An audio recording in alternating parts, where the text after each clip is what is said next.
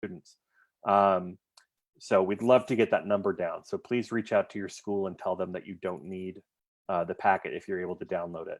Yeah, and we'll walk them through too on the site later to see where in particular they can sign up. Yeah. That's fantastic.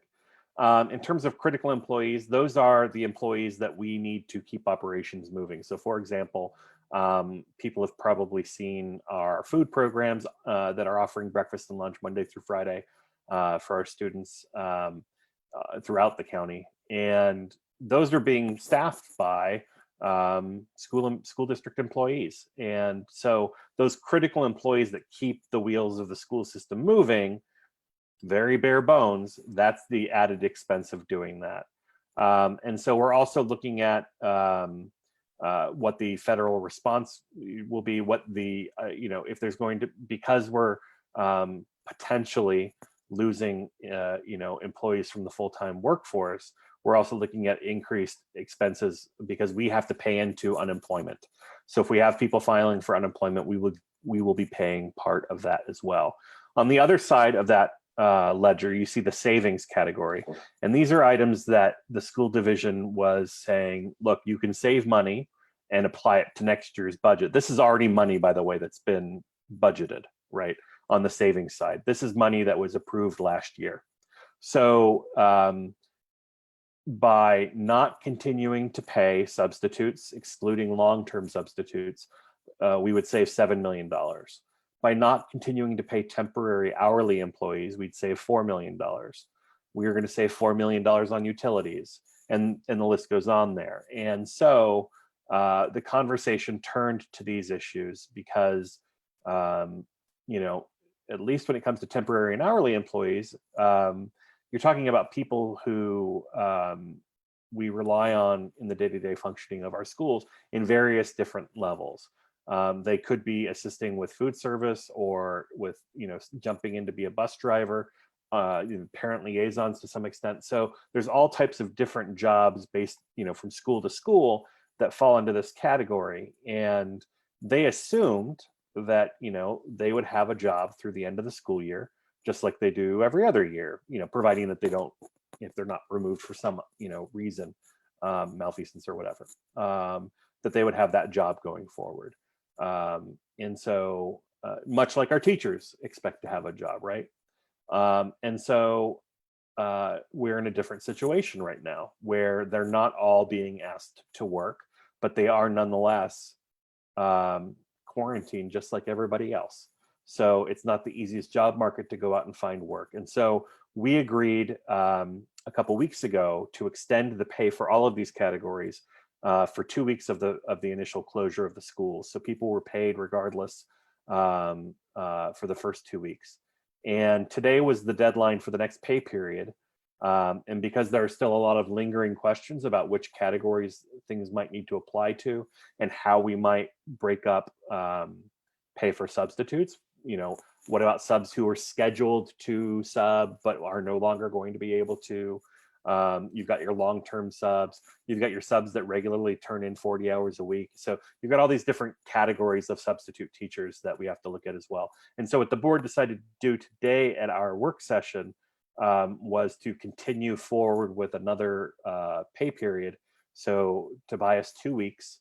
And at our meeting next week on the 16th, I believe, the board will be hearing from staff more detail about the different job levels, the typical hours that these hourly temporary workers are working, a better breakdown of the expense by type of substitute teacher, so that we could make a decision. Because one of the things I had made a motion initially in the meeting that Abrar seconded, which is to pay people through the end of the school year, these hourly temporary workers. And I would prefer that we have a separate conversation about substitutes because it's a little bit different and a little bit more tricky, but I nonetheless support paying them as well. So in order to get there, we need to make sure that we have all of the information at our disposal. And so we'll be discussing that at next week's school board meeting. As I said earlier, and I think Abrar agrees, these are the same frontline people that we were thanking as COVID-19 crept up on us, thanking for helping to keep food safety a priority, helping to keep our buses and schools and all kinds of other things clean, and that, students were washing their hands, and all of the, communicating to families what best practices were. So they've been an integral part of our response. And I'm not inclined to want to cut bait from them, especially right now. And we also don't want to string them along every 2 weeks. So it's important that we get the information we need. We can make a permanent decision for the rest of the school year so that people have some reliability on what to expect. So if you look at some of the other things that we talked about that we don't have full cost answers on yet, we have asked the school division to look at the program budget. There's two pieces of the budget that we've been working on. There is this new money budget that I've talked about a little bit. And then there's the program budget, and that's the programs that have already been approved in years past that are carried forward from year to year. Remembering that 90% of the program budget is pay and benefits, that other 10% is, stuff that's carried over year after year. But we want to take a critical eye to all of this and make sure that we are spending money in the best way possible, because we do acknowledge, and as this budget document acknowledges, there is going to be a need for a serious examination of whether we're going to be able to provide appropriate social and emotional resources and supports when students come back to school, and even now, but especially when students come back to school next year, because we know that this is going to have a tremendous impact on them. So this requires not only looking at what the programming is already like and how that can be better utilized or maybe transformed to be a better offering, but also what additional funds do we need to get to a point where we're providing, with an equity lens, the right supports to everybody. And remember, this is on a limited budget. We don't have that $172 million to play around with. So it's we have to figure out what those budget ramifications are for, if you look at slide 5, opening early. What does it mean for summer school? What is extending the school year or extending the school day? All of these different things that could happen as a result. Frankly, what happens if there's another wave of infections? So there's all sorts of things that have to be considered when thinking about what our potential expenses are in the year ahead. Nobody was expecting a pandemic. So we've got to try and anticipate, and if those expenses don't end up materializing, then that's money that we can reinvest in all of our students, throughout the year and in the year ahead. If you go towards the end of the presentation, and I won't bore you with too many more numbers, but I do want to go over the calendar and explain a little bit about how this process works, because it's, most people, I think, understand budgeting from watching Congress, right? They think, okay, they come up with a budget, they work out the details with the president, and then they get it done, right? Even if they haven't passed a budget in lots of years. But here in Fairfax County, the school board works with the Board of Supervisors to get the budget done. And so on April 7th, the County Board of Supervisors proposed their revised advertised budget for financial year 21. And again, that's what kicks off the process for budgeting. And we already did this back in January, February. We're just having to do it again because of the change in circumstances. And so today, the school board had its first meeting in this process to ask questions and work with staff on their recommendations for the budget that we would like. The things that we're watching that we're not entirely clear on yet, which will impact our thinking on the budget, are what the governor does in Richmond, in terms of, we knew that we were getting a significant investment from the state, and we know that that will be less. So we need to find out exactly what that picture looks like. And so we're expecting to have more clarity on that in just a couple days. And so fast forward to April 16th, the superintendent will come to us based on all the feedback we've given him, based on all the feedback that you can still give him. You can still contact him with feedback, and he will present to the school board his advertised budget. And from there, the school board will be able to take a critical eye and make sure that they're investing it, that the superintendent's recommending investments in the right places. whether we think there should be more investments here or there, and we will consider any amendments that I believe that's happening on the 16th. I could be wrong. On April 22nd, the General Assembly will come back together to consider the governor's proposed amendments to what had already been approved. So again, more clarity on what resources we'll get from the state. And then on April 23rd at our school board meeting, we will consider the revised budget beyond the presentation. So I think that's where the amendments come in. In the work session prior. In the work session prior, where we actually get into the meat of how the amendments might implicate the budget. So on April 28th, the school board will present its preliminary financial year 21 budget to the County Board of Supervisors, who fund our budget. And they have about a week to mull that over. And then on May 5th, they begin what's called markup. And that's where they take the broader budget of the county and they do their changes to it. They make their amendments based on what the county executive has suggested. Finally, on May 12th, the county board is expected to approve their budget and tax rate and how much money they will be transferring to schools, which is how we get our money. And then from there, we kind of finish up the process. We don't have days attached yet because I think they didn't want to get too far ahead of our skis. But the next steps are looking at that money and having public hearings on the budget, which are obviously going to have to be augmented somewhat. And I know that they will be announcing how public participation happens in this type of an environment. And after public hearings and any amendments that have been passed or considered, the school board will vote to approve a budget in the late spring, early summer.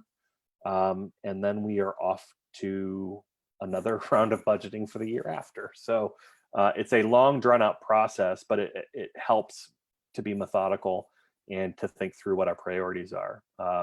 Thankfully, because of the nature of the process, we were not all the way through it yet when COVID-19 happened. And so we're able to, back up just a bit and move forward. But I think that many of us, at least in the nature, most of us have pulled back our initial amendments to the previous budget because we recognize that there are different priorities now when you're dealing with a much smaller budget to work with, and you're dealing with the very specific circumstances that come out of dealing with a public health crisis and the impact that has on our students and our staff.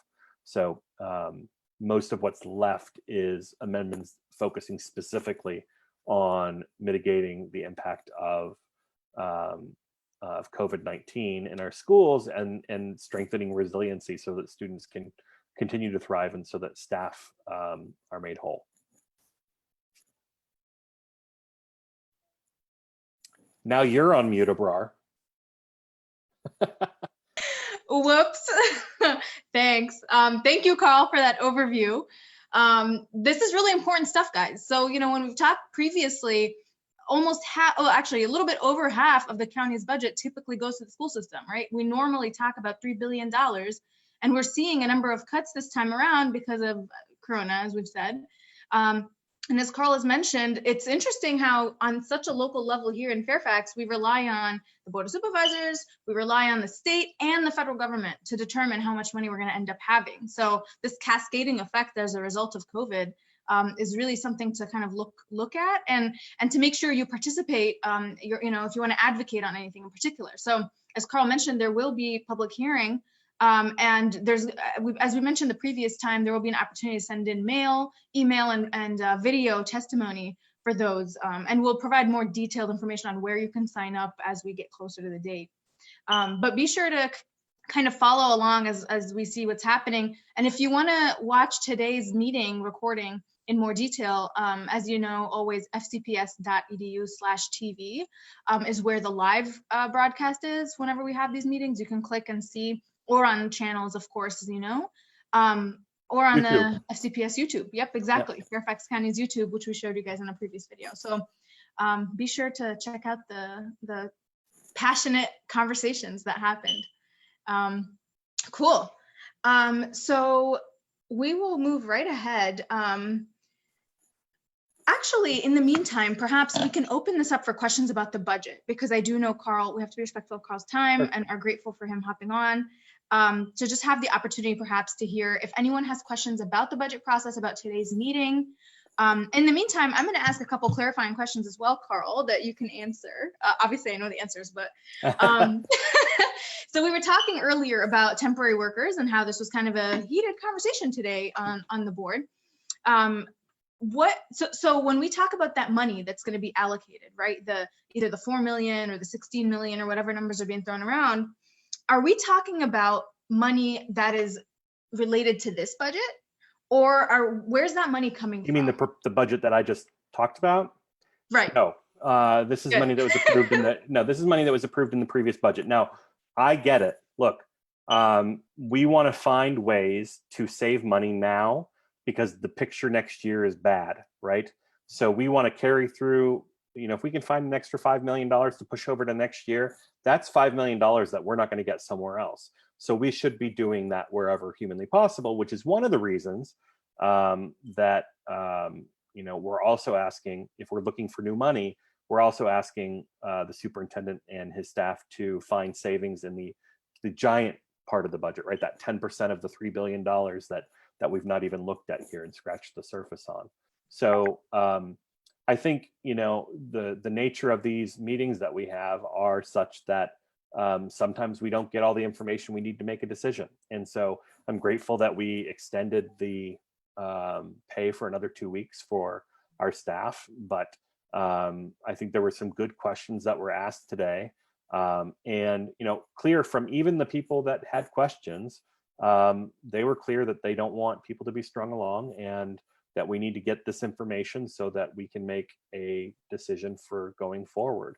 But again, all of the stuff on that slide 4 in the presentation under the savings category, that's all money that was approved last year. And it's part of the school division looking for ways to save money so that they can put that towards next year. So I don't fault them for that. But one of the things that was presented in the presentation today was how one of our top priorities is taking care of our staff. And so I want to make sure that that goes further than our contracted employees, like our teachers and administrators and the staff at Gatehouse. I want that to include the people that also would, without them, we wouldn't be able to operate. So I want to make sure that the entire school community is taken care of, realizing that, we were hoping to give raises across, all, to most of the people in the school division next year, and that's not going to happen now. And so we need to do our best to look out for everybody. Absolutely. Thank you, Karl. So yeah, you guys will notice even on the slide here, this one right here, FY fiscal year 20, right? We're talking about a different year than this timeline that we have, fiscal year 2021, right? Which is what we're making decisions about projecting into the future. Right. Awesome. So let's see what questions we have here. So we have a question from, actually, we do have one technical question I'm just going to address real quick. Is this pre-recorded? Nope, we're sitting right here live talking to you. So feel free to send in your questions and clearly we're reading them. So yes, we committed to having this be a live opportunity to ask questions. We have a question from Ashley. How can we expect subs to come back to us if they aren't paid? I'm just worried about retention. Very good question. And it has come up in our conversations. Karl, go ahead. So 2 pieces to that, right? We have a giant pool of subs that may or may not sub depending on what they choose to do, right? But we also have a lot of subs who are long-term, who are consistent, who have already planned on subbing into the future. And so we need to make sure that we take care of all those people. One of the things that's unfortunate about not having the more sunny budget outlook this year is that we were working, and there were several amendments on the books to make it more attractive to substitute teach in Fairfax County, making sure that retired teachers are getting paid more comparable to what they previously were paid, making sure that, that there are sufficient numbers of subs available. You talk to teachers about how difficult it is to find a sub, or, if there's a last minute cancellation that they, oh, well, that's it. So we need to do a better job of making sure that it's a, something that people want to do. But we also need to tackle them in terms of how we're going to, pay them going forward. The long-term subs were taken care of in what was approved today for the next 2 weeks. And I will be asking a few questions of staff related to substitutes, just based on, the different categories and how much money is it would cost for each of the categories to be carried through to the end of the school year. But also, there will be plenty of opportunities, ostensibly, for substitute teaching with distance learning. So I know that will be communicated over time, but there are going to be needs there as well. Yeah, very good point on Karl's end. So substitute, there are opportunities now to sign, coming up, to sign up for those roles. So that's still a job, hopefully, that can be fulfilled and compensated. And, to Karl's point, there are a number of categories that we want to think about, right? So as he mentioned, long-term subs, what is that? That's as someone who may have signed up to sub for maybe a teacher who went on maternity leave, or someone who had to leave for long-term in the middle of the year. And so that's someone who ends up essentially being a teacher day to day, right? But we also have subs who sign up, for a once a week or twice a week, or some subs who sign up on a daily basis, but for the entire week. So there are a number of categories of folks, and the conversation about whether they were expecting scheduled work or not is going to be an important one as we move forward, and hopefully, as he mentioned, get an update on the following meeting to make a decision, which I'll be advocating for, and I encourage everyone watching to advocate to their school board members as well. So I'll make this the last question for you, Karl, because I know you have to hop off here. Are we making sure that that integral programs aren't being interrupted, like equity programs, the arts? Is that Dexter? That's my dog, Dexter. You can follow him on Instagram, Dexter Von Frisch. Oh man. Yeah. So I don't know, Karl, if you want to address that at all, and then you can hop off, and I'll take it. We are in a different world, right? But yes, there is continuity of instruction that we're talking about, but there's continuity of programming too. So we are, in the midst of analyzing all of the offerings and functions of the school division to make sure that they can be continued going forward. One thing that you can count on is that this school board takes equity and inclusion deadly seriously. And so it will continue to be a priority. Again, one of the things that we prioritized with our distance learning program was making sure that we are looking out for every student, and that every student is given an opportunity to achieve success and take part in these opportunities. We don't just say one Fairfax. We don't just say we're all in this together. We act like it. So, and part of that is making sure that you are making your voice heard. So please do reach out to your at-large school board members like Abrar and her 2 colleagues that are at large, and your district level school board member, and let them know that these issues matter to you. Never take anything for granted. Absolutely. And before you hop off, Karl, so you represent Providence. So we're talking, give us an Oakton. idea. So you've got Oakton, you've got most of Tyson's, or at least a good chunk of Tyson's. You've got parts of, Vienna, not in the town of, but in the county portions. You've got, Fairfax County right up next to Fairfax City, Penderbrook, Falls Church, again, not in the city, but in the county portions of Falls Church. So you've got a very big, extreme between communities. You've got some very, very affluent communities and some socioeconomically challenged communities. You've got schools where the PTA budget is in the 6 figures, and schools where the PTA budget is lucky if it reaches 4 figures. So there's, it is a broad and diverse community. Mosaic. I mean, most people know Providence because of Mosaic and Tyson's, but yeah. Thanks, Karl. We really appreciate you hopping on today. My pleasure. I am the new bald member of the school board. So that is true. Anybody out there who thinks that I'm just a younger Ryan McElveen, he's actually younger than I am. Closer to my age. I have a little bit more hair, but I'm also on social media. I just can't call the weather. So please connect with me and follow me wherever you happen to use social media. I'm everywhere with my name. Absolutely. So absolutely. And thank you, Abrar and Kimberly, for making this possible. Kimberly and I actually get to sit next to each other when we have normal school board meetings. Not for a while. It's not for the rest of the year, that is. Yeah. Oh, I know, right? Yeah. So thank Have you a very good rest much. of your evening. Yeah, and, you too. Thanks for doing this. Yeah, of course. Bye-bye, everyone. Bye, Carl.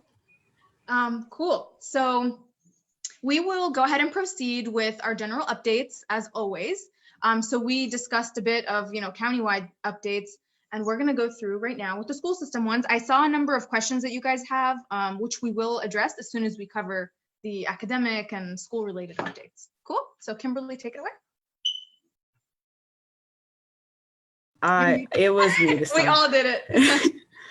So in terms of meals, there were, okay, I'm always bad with numbers, so give me a second. 294,212 meals were distributed, and so breakfast and lunch can be picked up at the same time. It's curbside pickup as usual since about, I think, last week, from 10 a.m. to 1 p.m. at the schools listed in community centers. School buses are also dropping off meals at designated locations, so please see the website to see what the bus route looks like. In terms of technology, there was 12,519 laptops distributed and 517 Wi-Fi devices. So if your student still does not have a laptop and direly needs one, like high school and middle school schoolers who may need access to it, please contact your school principal. And for resources on how to access the internet in other ways, please go to the FCPS website and search up access to technology. Thank you, Kimberly. So academics. All right, students, get excited. Classes start on Tuesday, or maybe not so excited, but hopefully you've gotten bored enough that you're excited. So be sure to check your emails, check Blackboard. Your teachers have since been posting a lot of updates, information. Your schools may also have posted specific schedules for you guys to follow. So just make sure, and parents, of course, you can access Parent Blackboard or the Student SIS to make sure that you're keeping up to date with everything that's happening with your child. We have a couple of things to share. So there is a new webpage called Learning at Home that the school system posted. And it has a number of useful resources. I want to share it with you guys real quick, just to show you, because it does have a number of useful tools for parents out there who are watching and who are privileged and lucky enough to be able to be there with their kids during this time.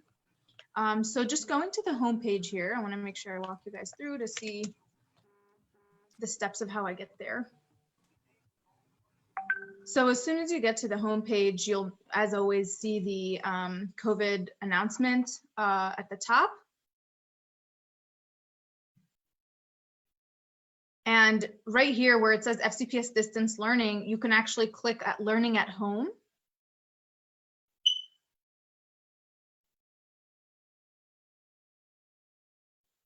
And as soon as this loads here, just go all the way down. You'll notice that there are a number of resources, strategies for supporting your student, the distance learning plan itself, particularly for, student engagement and whatnot, but particularly for students with special needs, English language learners, social and emotional wellness support. So just making sure you're aware of what your child may be going through and finding best practices and useful tools as to how you can manage that. And then in addition, of course, the Office of Psychology Services and the Office of Social Work Services, or Social Work, have Twitter pages where they post a number of daily mental health updates. So I'll show you guys, for example, this is FCPS Psychology. I would encourage you guys to follow them. Of course, they have the crisis link line and whatnot, and the text line. But as you can see, they have tools and different messages for the community, as does the social work Twitter. So again, we just encourage you guys to follow that, and then check out the FCPS Parent Resource Center as well. These are just a number of really useful materials for you guys, for parents who are able to be there for their children. All right, so let me stop sharing. We have a number of updates on packets. So bear with me here. first, if you don't receive it by any Tuesday, so by now you should have received at least one packet. As I mentioned last time, there were a couple of errors here and there. Some people may have received two. Or there may have been a delay for the first packet. Those issues have been resolved since that past week. Thank you for your patience. Those things have been resolved. I know our staff have been working really hard. So now, there's an agreement with the Postal Service and whatnot that things should be rolling smoothly. If you don't receive a packet by Tuesday, so packets are mailed out Saturday, and if you don't receive it by Tuesday, be sure to reach out to your teacher or principal to flag that for them. There were a number of questions that you guys asked about packets specifically. So just want to make sure I answer those. So some of you asked if packets will be available on the website, particularly for teachers or whatnot. So packets are going to be available online, but only on Blackboard. So staff and students can access them. The reason for that is there are a number of copyright materials that are included. So we're just not authorized to post it publicly on the website, but any student or staff member should be able to access it. Of course, if you have a hard time with that, make sure you reach out to your teacher or principal. Another question that came up about differentiated packets. So will students in advanced academics or AP or IB get different packets? Right now, packets are being differentiated on a couple of categories. So the first is advanced math for K through, I believe it's 8. Let me see here. So for elementary school. So advanced math for elementary school has its own packet. Special education, so adapted curriculum packets are available. There are also packets for high school students who are English language learners. And then beyond that, it's generally standard. There are also packets offered in Braille for folks who need that. So if you don't receive a packet and you fall under one of those categories or it's relevant to you, be sure to reach out to your teacher as well. And I'm sure that the team will be continuing to look at what ways they can further expand learning. As we've explained before, these are not the only resources available though, right? So there will be things posted on Blackboard and that teachers will provide. So these packets are just one of the many tools, because I know one of the parents had a concern about that regarding advanced academics and differentiating learning. Another parent asked about change of address. So if you can't receive packets to the address that is listed on the FCPS, in the FCPS system, so the one that you enrolled your child through, there is an email, FCPS learning packet at fcps.edu. So again, that's FCPS learning packet at fcps.edu. If someone can type that into the chat to help everyone out, that'd be awesome. Just so you have that email. So be sure to give them an updated address if you want it to be sent there. But as Karl mentioned earlier, you saw that number, guys. It's costing the school system $4 million to send these packets. So if you have technology at home, if you were able to access these materials on a computer, please, I implore you to go paperless. I'm going to show you guys where you can do that. And you could, if everyone who could afford it did it, we'd save at least a couple $1 million. So it's a really big deal, and hopefully it's easier for you as well. So one second here, let me share my screen. Okay, so as soon as you go to the homepage, which has this announcement for everyone, it's being a little bit slow. Give me a second.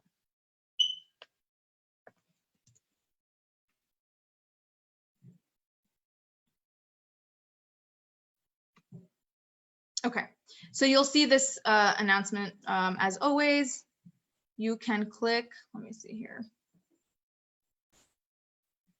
When you go down, you click Academics and Continuity of Learning Plan.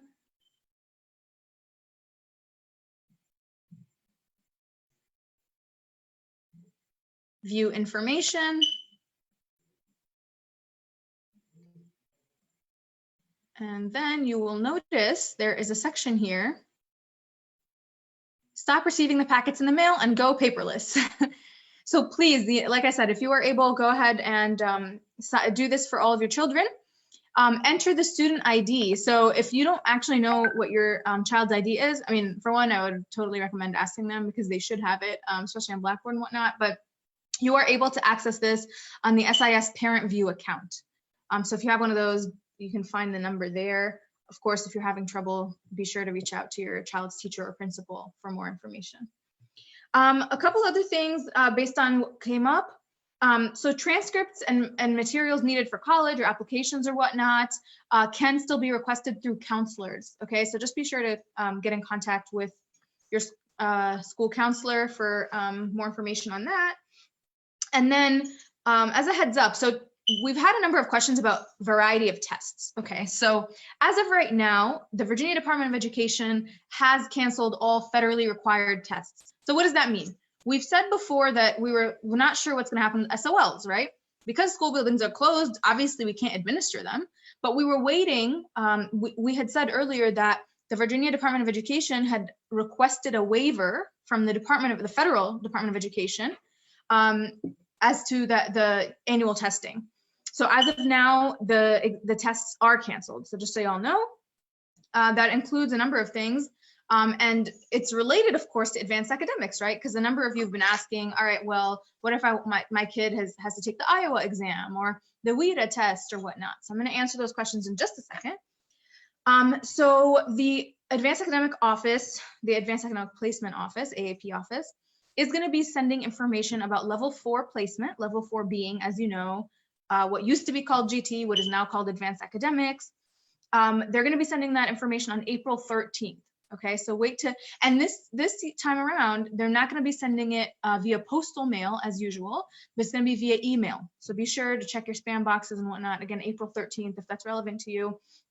And in the same way this year, appeals will also be done via email. So normally, you know, if you get a decision and if your student's in the program and you're happy, great. If they're not, and you want to kind of contest that, you normally have the opportunity to send in a mail package to the central office. But this year, it's going to be done through an email.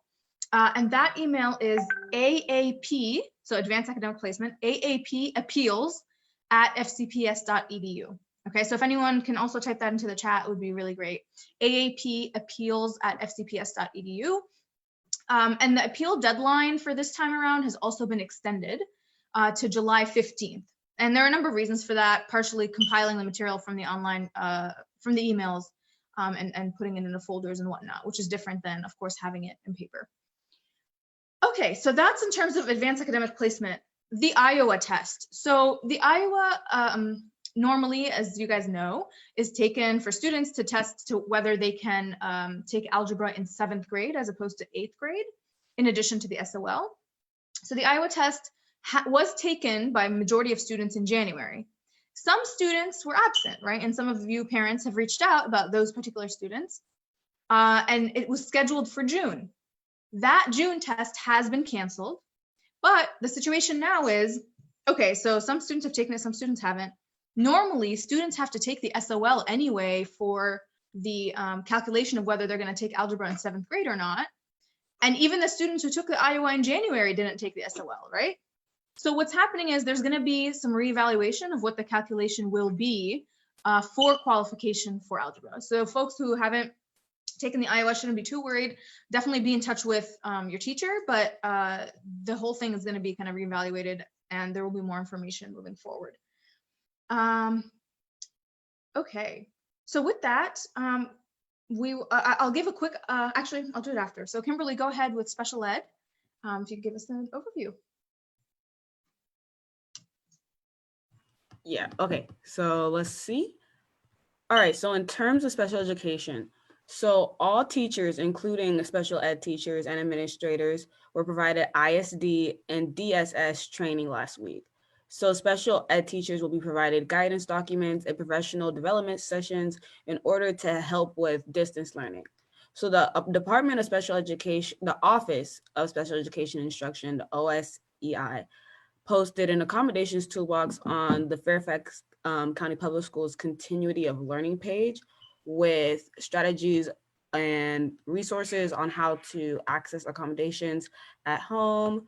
And I'm just want to show you that. So I'm gonna try and see if I can do that screen sharing thing. So if I'm gonna try and see if I can do it correctly this time. So let's see. So, okay. So here's the page. All right. Can y'all see it? You're good. All right, coolio. So it says here to go from the FCPS website and go to academics. So let me scroll up. Would that be on the side? Yeah, here we go, academics. And once that loads, it says from academics to go to Continuity of learning resources. continuity of learning resources. Hold on, I just need to find the page again. There we go. Continuity of resource. Did I miss it? I'm not even sure if I missed it. Apparently not. Okay, so I'm gonna keep scrolling. Abrar, did I miss it? I'm not sure. Here, let me see. Maybe Control F. Yeah, let me control F it. Continuity. No, I can't seem to find it. Okay. Hmm. No worries. You can go ahead and I'll Yeah, find I'm gonna it. keep looking. I'll share it in a bit. Okay, so I'm gonna just go Yeah, back to keep what I was going saying with the before. points. Yeah, Mhm. so while Abrar is figuring that out, I'm gonna just continue. So special education case masters are expected to communicate with parents consistently about information regarding temporary learning plans, prioritize goals and accommodations. And DSS is developing a website regarding special education information during this pandemic. And packets were delayed and distribution schedule has been adjusted from there. So they will arrive by about Friday or Saturday each week. So week 2 packets are scheduled to arrive by the 11th, which, checking my calendar, I'm not too good with dates, is this Saturday. So let me Yep. actually see if I can find the thingy, because I really do want to show you guys where it is. But yeah, that's exactly right. So packets will start being sent out on Saturday, and if you don't receive them by Tuesday, you should definitely contact your teacher. Yeah, so hold on, I just want to see. Well, the way I found it, I'm not sure how we were able, before it says here, like when I look at the website itself, it says that it goes, you have to go from the website to academics to continuity of learning. But what I did myself is I just searched up continuity of learning and it's one of the first links. So if that's easier for you, that's how Yeah, just I shows got you it how to to do go. that, Kimberly. Yeah, so let me just.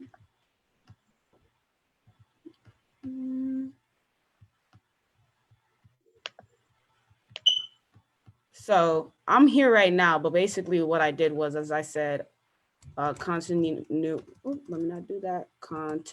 of learning, FCPS, and here it is right here. And then here are the resources for our students who may need it. So yeah, I just searched up continuity of learning, FCPS, and it brought me to the website. Yeah, and a couple episodes ago or a couple streams ago, guys, we also showed a video that came out of the special education PTA that went through a little more detail as to what special ed resources are online. So I would check back and take a look. You'll notice actually on the thumbnail of the video is the continuity of learning plan. So you'll be able to identify which one it is. Cool. So in terms of English language learning, we did receive a number of questions about this. So I'm happy to provide some updates.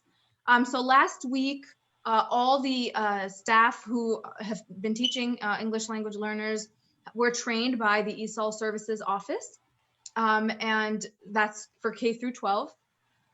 They've been teaching them on how to deliver ELD, which is English language development.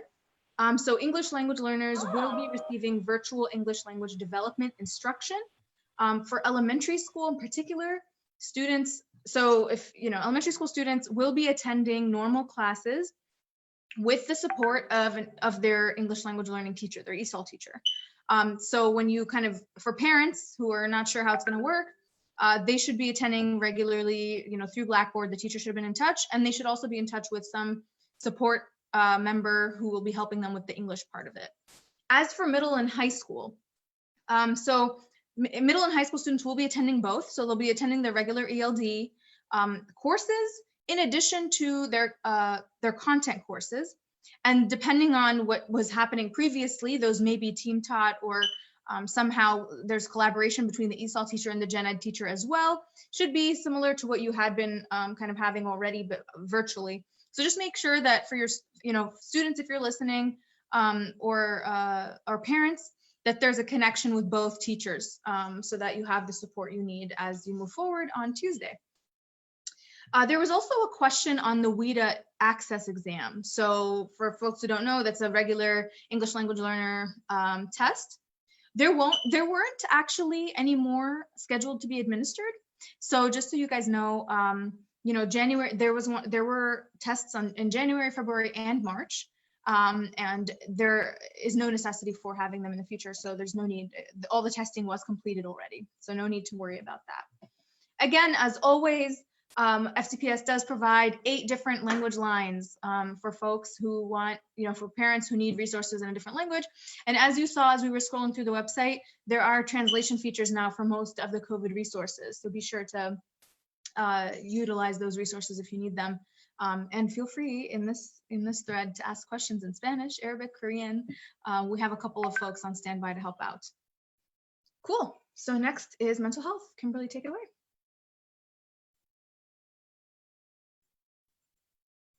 You are muted.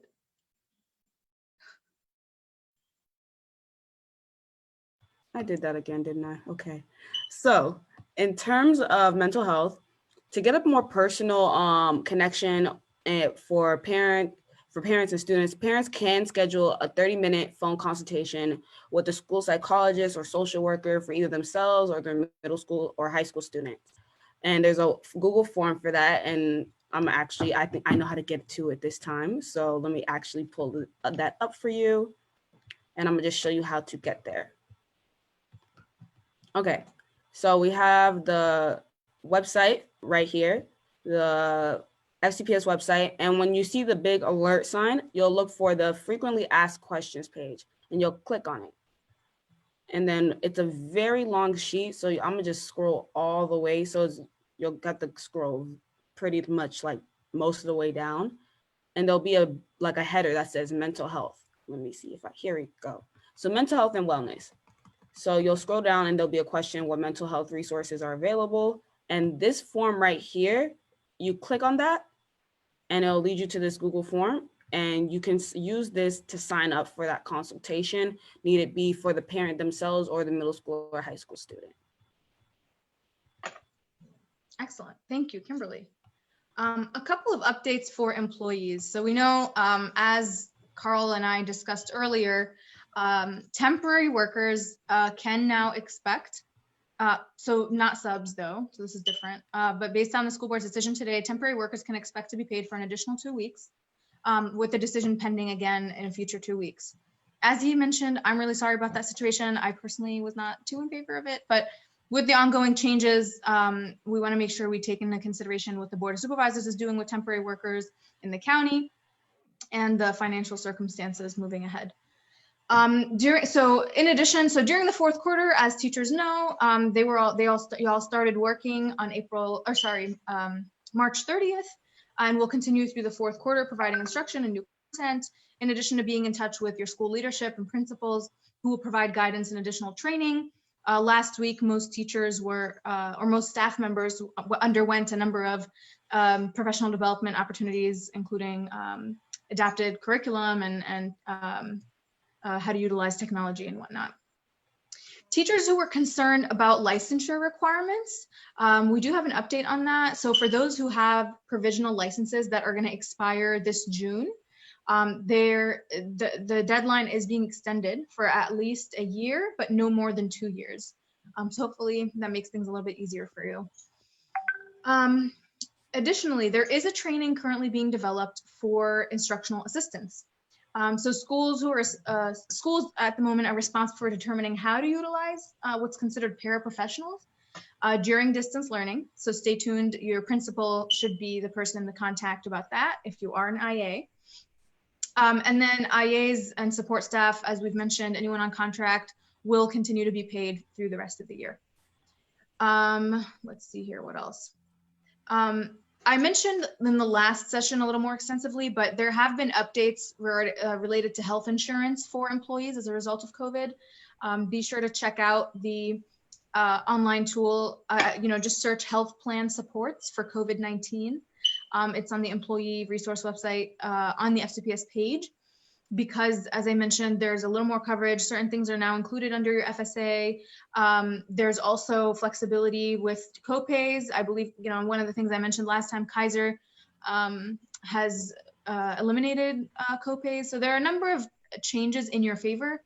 in the healthcare plan. So just, check it out if you're in need of those services.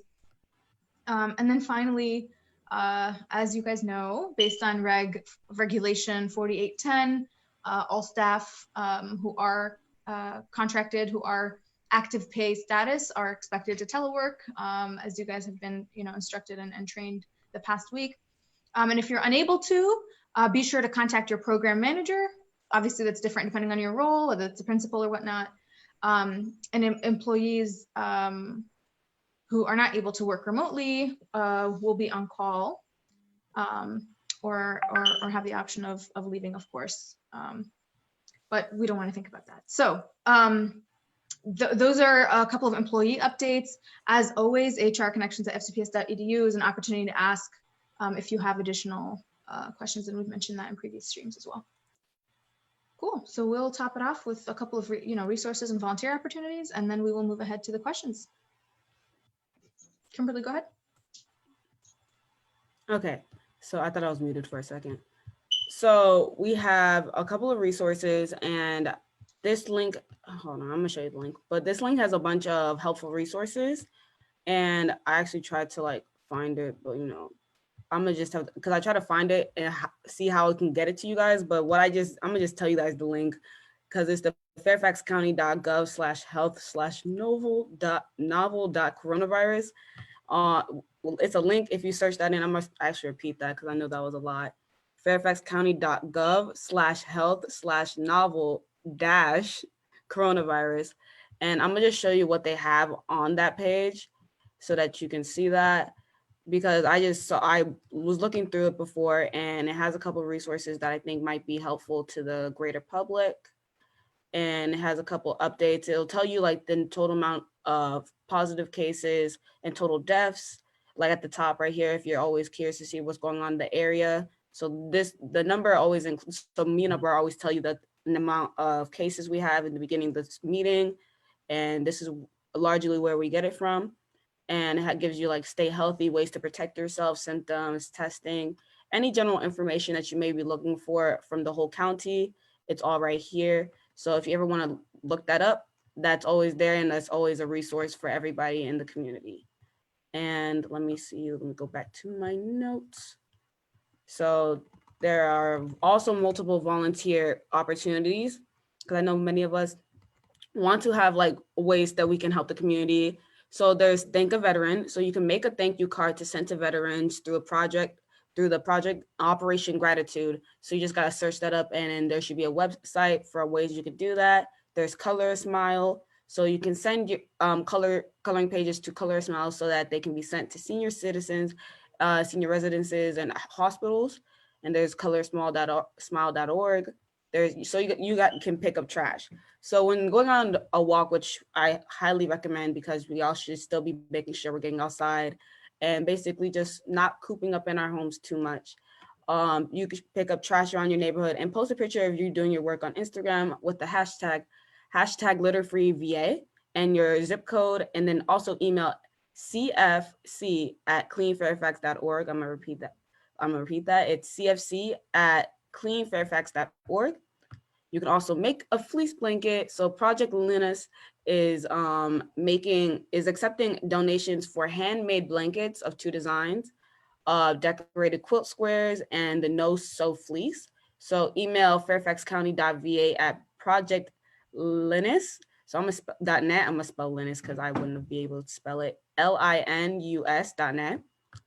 And there's the Fairfax County Animal Shelter, make blankets, cat scratchers, mats, toys, balls for the animals. And that's on the fairfaxcounty.gov website. It's under Animal Shelter. And also Project Cheer. So making cards for senior citizens who are in quarantine. And there's a Sign Up Genius. And I'm not sure how we can get that out to them, but me and Abrar can see how we can get that out, so people who are interested, we can post that around so we can get that out, so we can all send some cheer to our senior community and all around Fairfax County. Yeah, thank you, Kimberly. And of course, we'll continue to take care of ourselves, take care of those around us, reach out to folks, especially folks who we know maybe live alone or may need extra help. while maintaining social distancing and sanitizing things and keeping ourselves safe and healthy. So with that, we'll go ahead and open up for Q&A. I saw a number of questions coming here, so we can go ahead and let's see. How does the attendance policy work for distance learning? Great question. Kimberly, I don't know if maybe, actually, how about before we take this question, if you can just give us a sense as a student as to how things have been, what you've heard from teachers, how the past week or so has been for you. So I've been hearing from a bunch of my teachers, depending on like what the class is. And I've had a couple of Blackboard Collaborate meetings. For those who don't know, Blackboard Collaborate is what we're going to be using as our meeting like classroom. So we have had like a couple meetings for updates and like, hey, here's what we're going to be going down. So for every single class is different. And they're for like generally our core classes, it'll be the same like instruction. You'll see your teacher, the teacher will teach and stuff like that. And on the other days, you'll do the thing, you do the work. For the more, what's it called, non-conventional classes, like I'm in band class, we're still figuring it out how that's gonna work. And for some teachers, they may decide that the plan may not work as well. So they're trying to see like what they're gonna do in terms of like to make it work for them. So I feel as if attendance, like a lot of people have been asking me about attendance for core classes, it's likely that attendance will be like important. I'm not sure how it's going to work in terms of like accountability, like, oh, you got to stay on, you got to get on. I think it's like our hope that students will find it in themselves that like they want to continue to learn and finish the year off and finish the year with the information they're supposed to end with. So I feel as if what I would think it is just an accountability, like their kids are just going to show up. But I know for a fact that it's not going to be super like, oh, you have to show up, because we understand that there are certain circumstances that may prevent a student from getting on, like say, resources, which if you have those resource issues, please reach out to like school officials to get those sorted out. And also like if just certain other instances that we may not be aware of, like family instances, we understand that getting on is not going to be accessible for everybody. So in terms of attendance, I feel that it's very flexible, and we just hope that students will take this time to come on and also take advantage of the chance to raise their grades if that's something that they're kind of concerned about, like the mastery of learning, get the chance to end the year off strong. That's exactly right. Thank you so much, Kimberly. So yeah, obviously maximum flexibility as Dr. Presidio and the school system has been saying, right, is what's going to be exercised. But at the same time, taking advantage of that opportunity, because A, you still have a grade. It's just pass fail. It's a different kind of grade. And B, you have that opportunity to have that grade boost if you do demonstrate mastery of learning or a serious kind of level of attention to the class. So you should attend classes and be excited because they're starting on Tuesday. Will we need to tune into video conferences for distance learning? Similar question. So yeah, the laptops you guys have through the school system are going to be your way of entering through Blackboard. Blackboard Collaborate will be the tool, as we've mentioned before. And if you have a hard time, of course, there will be technology resource teachers. Hopefully the information was sent to you. If not, send an email to your teacher or principal, the SBITs, who've been helpful to everyone in answering those questions to get you all set up. But in addition to that, of course, keep in mind, so it's twice a week, depending actually, you should definitely make sure you check with your school if they have a different schedule. But generally the school system, that's what's the plan. And in addition to that, you don't necessarily have to attend video on the other days, right? You have assignments and other projects to work on throughout that time. So just keep in mind, it's more flexible than usual. Let's see. Do the Q&A, please. My mom's gonna know I'm awake. So, all right, feel free to ask your questions. I'm sorry, we didn't see that before. How does the attendance policy work for distance learning? So we asked that, or we answered that. Let's see. How does the attendance policy, all right, y'all, this is the fourth time this question. I'm glad we answered it. Final exams, by the way, I did ask about this question. I'm going to be continuing to seek more information. It's still under development, the final determination, as I mentioned before. And that's largely because of y'all's advocacy, by the way. I know students have come forward and made things a matter of concern. So great job to all of you student leaders out there. Let's see. How would sick days and religious holidays work for distance learning? Very good question. And we are anticipating that, right? I am myself during the schedule.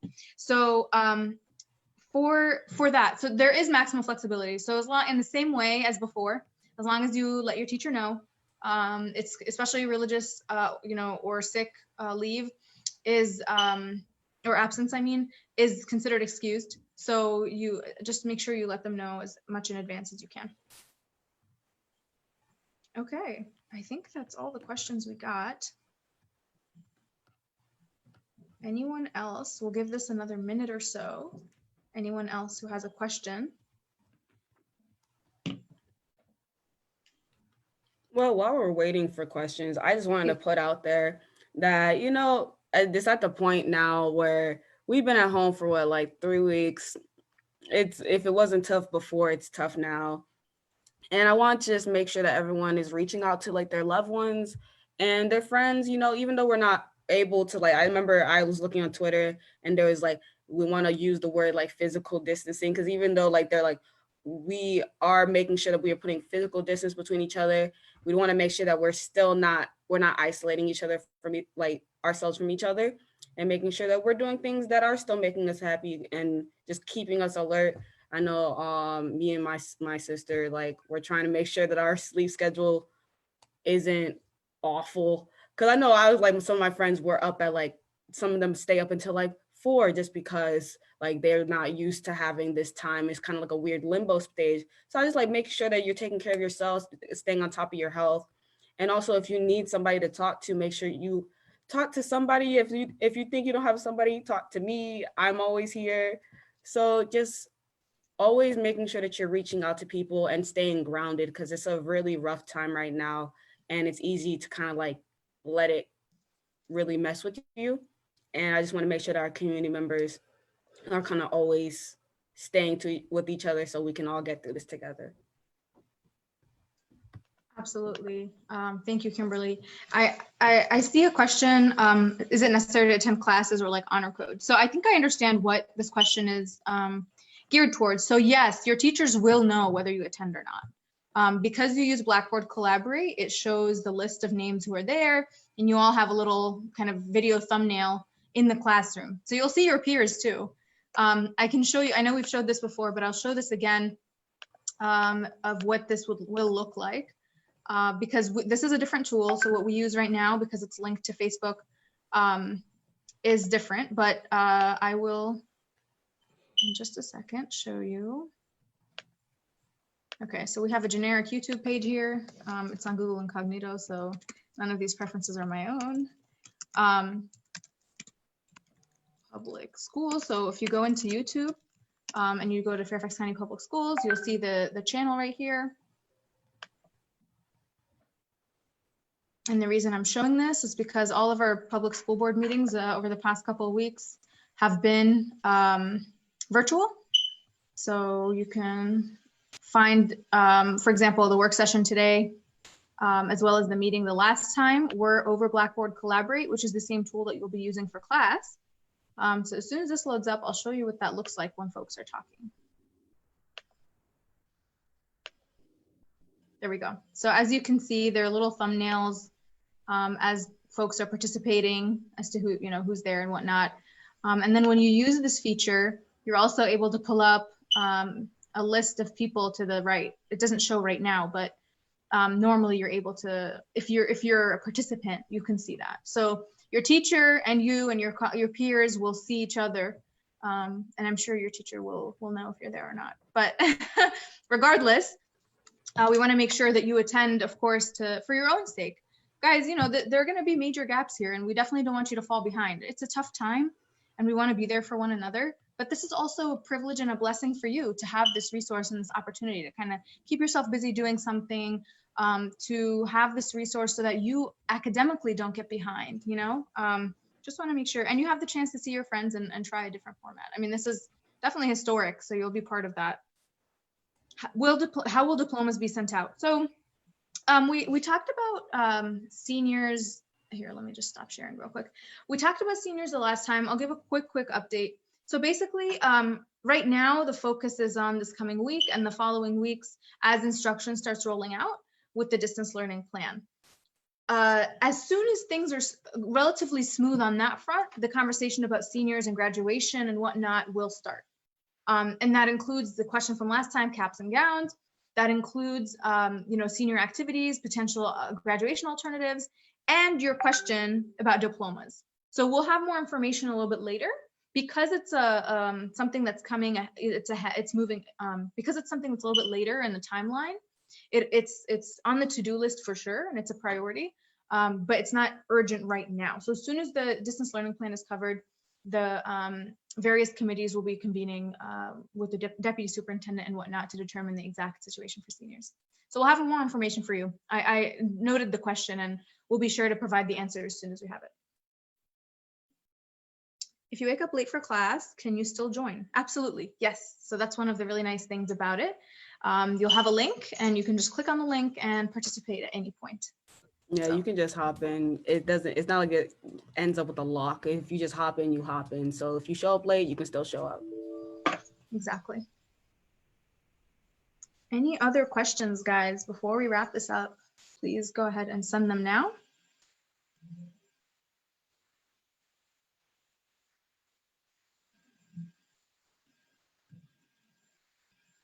Would there be any consequences for being late? So like I said, there's maximum flexibility. So there is some understanding, but I'm sure, you might want to explain to your teacher or just give her a notice, or in the same way, with school, right? You want to really be timely and attend as much as possible, and do your due diligence, right? At the end of the day, there's an element of honor code here because you're showing up because hopefully you value the class, or, you want to be there. But staff will certainly show flexibility when in difficulty. It's just a matter of you assessing what that difficulty is. So yeah, and also in terms of say if I don't know if this person asking is an underclassman or not, but what I've been telling my friends and such is if you're still an underclassman and you still got next year, and there's still, even though there will be flexibility next year regarding what you should have learned last year, it's still better to be ahead of the curve and to know what's going on and doing all that stuff. So, and also, and the fact that there should, what was I saying? I was saying something. Oh yeah, mastery of learning too.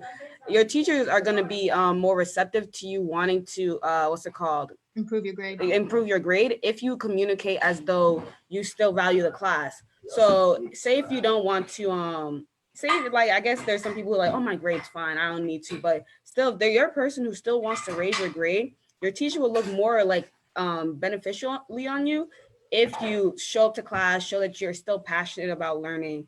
So that just something if you want to personally benefit yourself, it'd be in your best interest to communicate or just show up on time. Yeah, and take advantage of the opportunity, guys. The fact that it is a pass-fail. It's certainly not ideal in a lot of ways, but in some ways, it's rather than having to do the nitty-gritty grades, with every assignment, every test or quiz, you have a pass-fail, right? So that means what? If you show excellence of some sort and commitment, you can bump your overall grade. That's an advantage in this circumstance. So don't take that for granted. Any final questions?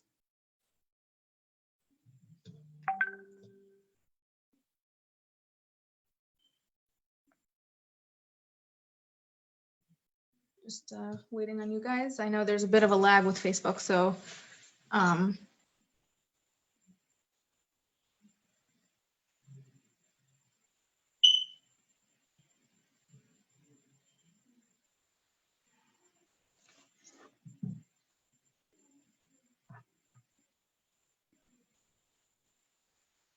how can we help the school board? Thank you for that question, Lisa.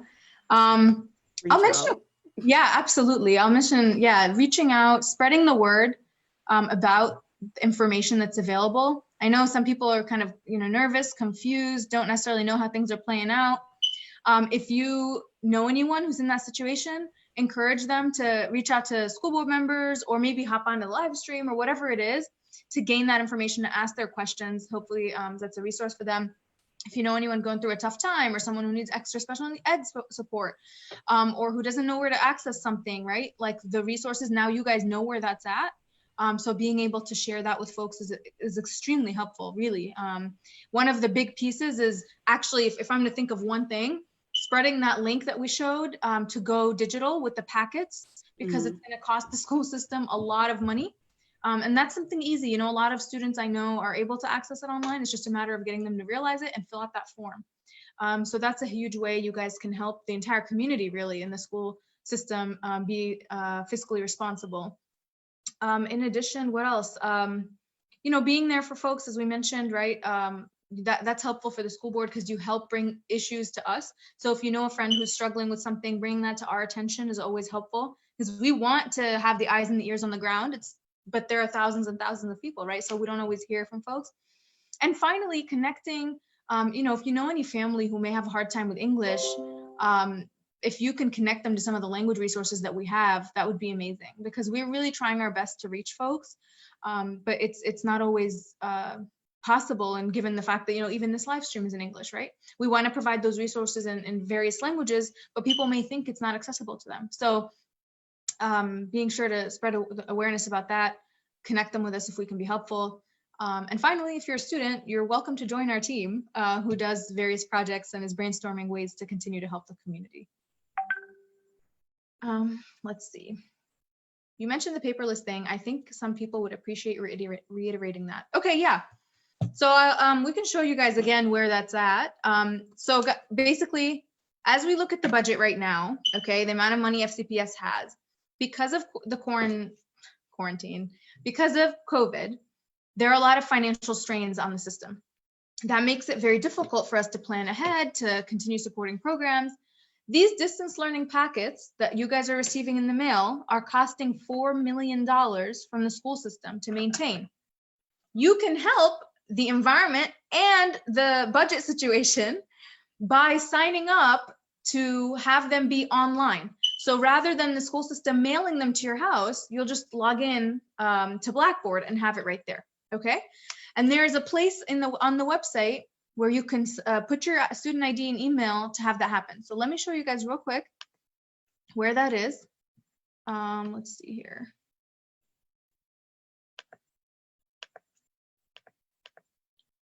Okay, so on the FCPS homepage, as you know, this alerts page,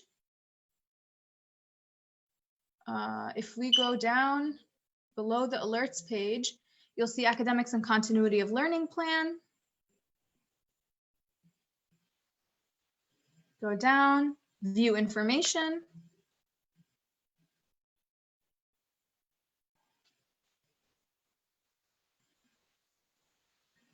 And then you'll see this, stop receiving the packets in the mail and go paperless. So once you click that, it'll just ask you for your student ID and the parent email. And you'll have that, you know, the packets will basically be online for you. Parents who have a hard time finding student ID can also check SIS parent view for their child.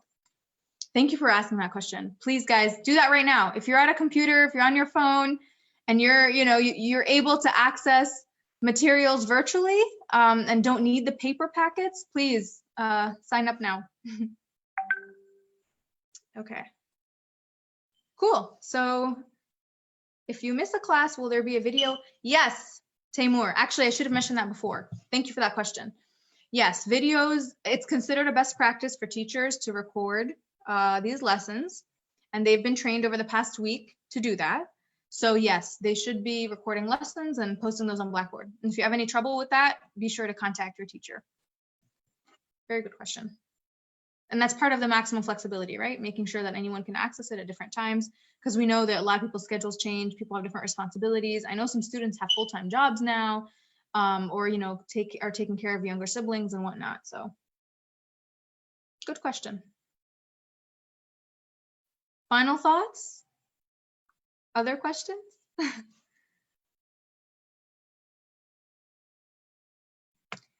So as always, guys, tune in Thursdays and Sundays at 7 p.m. Thank you for your patience today. We had a bit of a technical difficulty.